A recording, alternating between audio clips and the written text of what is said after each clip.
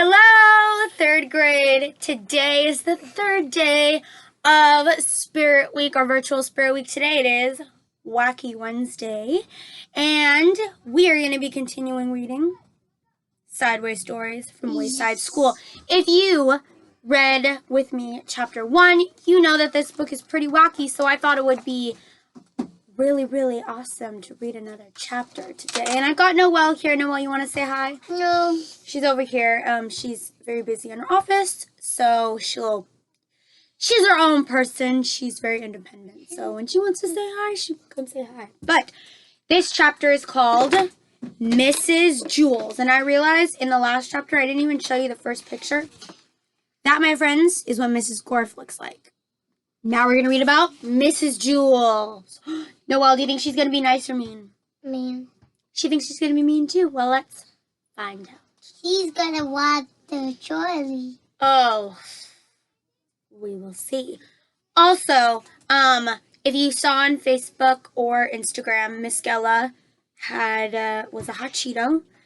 But I decided that red thing, I just couldn't do that. Maybe I'll actually put a photo here so you can see what I looked like.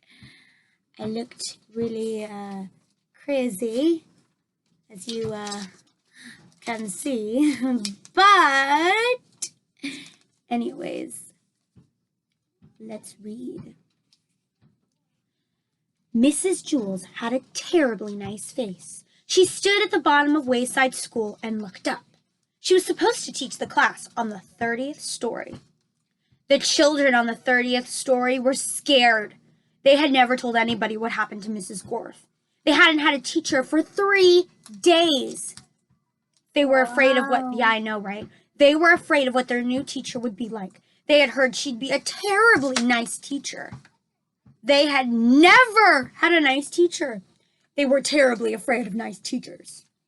Mrs. Jules walked up the winding, creaking staircase to the 30th story. They don't have an elevator? She was also afraid. She was afraid of the children. She had heard that they would be horribly cute children. She had never taught cute children.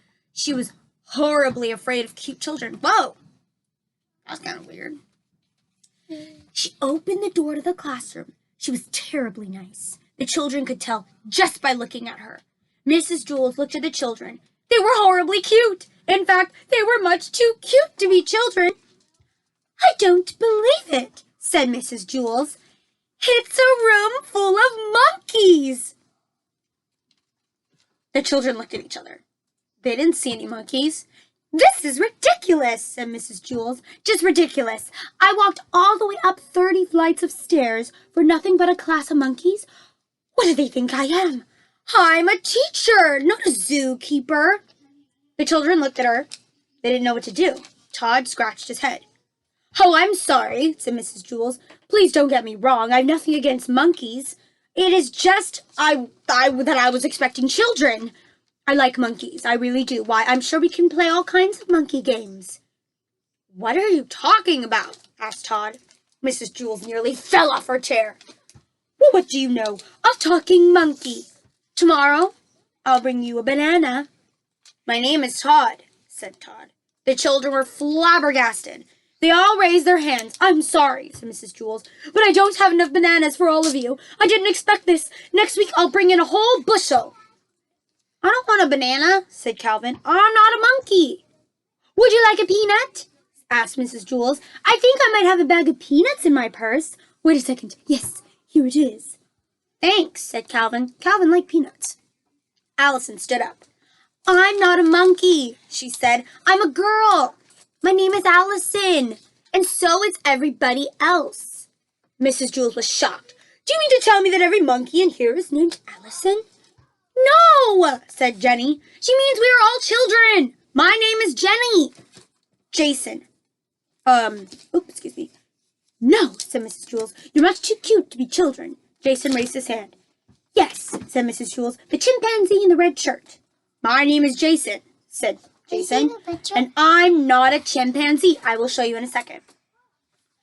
You're too small to be a gorilla, said Mrs. Jules. I'm a boy, said Jason. You're not a monkey?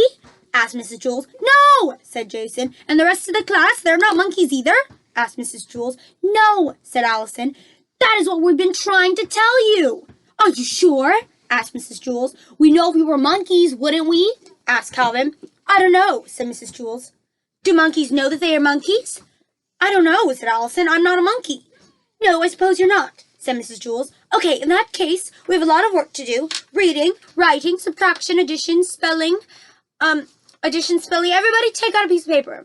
We will have a test now. Jason tapped Todd on the shoulder. He said, do you want to know something?